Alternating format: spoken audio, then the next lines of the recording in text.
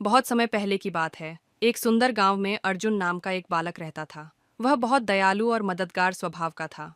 अर्जुन का मानना था कि छोटी छोटी भलाई भी किसी की जिंदगी में बड़ा बदलाव ला सकती है।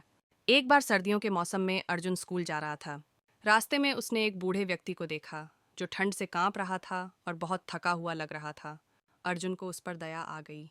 उसने अपनी जैकेट उतारकर उस बूढ़े व्यक्ति को ओढ़ा दी और अपने टिफिन का खाना भी उन्हें दे दिया।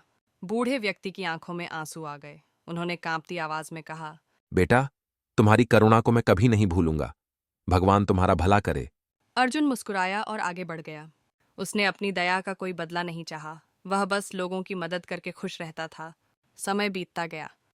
अर्जुन ने गांव में सभी की सहायता जारी रखी। कभी वह किसी बुजुर्ग का सामान उठा लेता, तो कभी जरूरतमंद बच्चों को अपनी किताबें बांट देता। उसके इस स्वभाव के कारण गांव में सभी लोग उसकी बहुत प्रशंसा करते थे। कुछ महीनों बाद गांव में भयंकर सूखा पड़ गया। फसलें सूख गईं और खाने की कमी हो गई। अर्जुन का परिवार भी इस संकट से प्रभावित हुआ। भोजन की कमी के कारण गांव के लोग भूखे रहने लगे। एक दिन अर्जुन अपने घर के बाहर बैठा था। तभी उसके दरवाजे पर दस्तक हुई।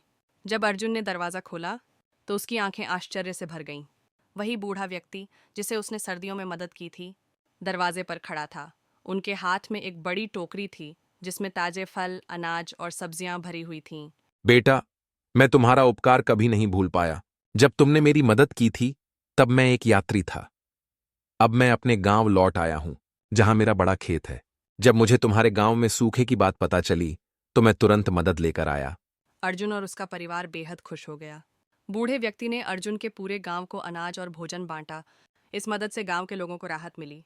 कुछ ही दिनों में बारिश शुरू हो गई और खेतों में फिर से हरियाली छा गई। अर्जुन ने उस दिन एक बहुत बड़ी सीख ली। शिक्षा, दयालुता एक बीज की तरह होती है। जब हम इसे बोते हैं तो समय आने पर यह कई गुना होकर लौटती है। इसलिए हमेशा दयालु बने, क्योंकि छोटी सी भलाई भी किसी के जीवन में बड़ा बदलाव ला सकती है।